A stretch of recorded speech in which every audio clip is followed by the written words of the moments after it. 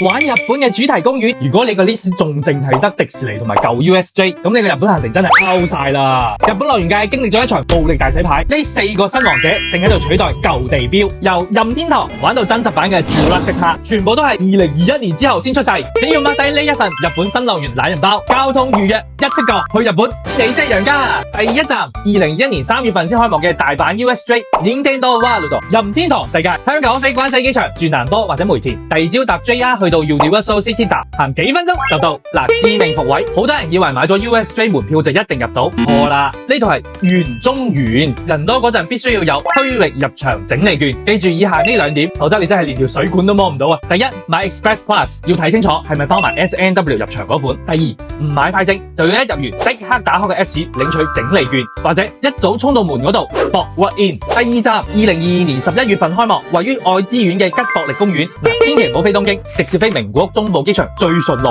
市區搭地鐵去到藤之丘，轉全日本唯一嘅磁浮列車 Minimo 喺愛地球博紀念公園落車。嗱，呢度唔係迪士尼，雖然咧24年3月份開咗魔女之谷，有翻啲旋轉木馬嘅設備，但係本質咧係主打園場景同埋散步，最啱拍拖拖，追求過山車刺激嗰啲朋友仔就唔建議去啦。另外佢係分期開園，喺2024年終於開齊5大區，想打卡全套而家就可以衝啦。第三站2023年6月份先新開東京哈利波特影城，搭西武線或者都營大江戶線去到豐島園站，行2分鐘就到。佢幾乎全園都係室內為主，中間雖然有一段戶外嘅 backlot， 但係已經可以稱得上係最唔怕打風落雨嘅樂園。嗱，呢度要注意，門票係指定入場時間 slot 制，尤其係最後嗰一場，如果遲到，官方話唔保證入到，預鬆啲時間先提上策。最後壓軸出場2025年7月25號先開幕嘅沖繩新王者 Gangulia， 位於沖繩北部山園恐龍 Safari 越野車，真係現實版嘅 Jurassic Park。嗱，雖然沖繩係自駕天堂，但係呢度嘅園區停車場係要預約先俾錢。另外，沖繩8到9月份通常係颱風高峰期，想穩陣啲，10月份去玩最舒服。最後，快啲 mark 低呢一張懶人包 ，send 俾你個 friend，同佢一齊去日本玩新版樂園啦！Follow Benny，帶俾你更多日本旅遊小驚喜。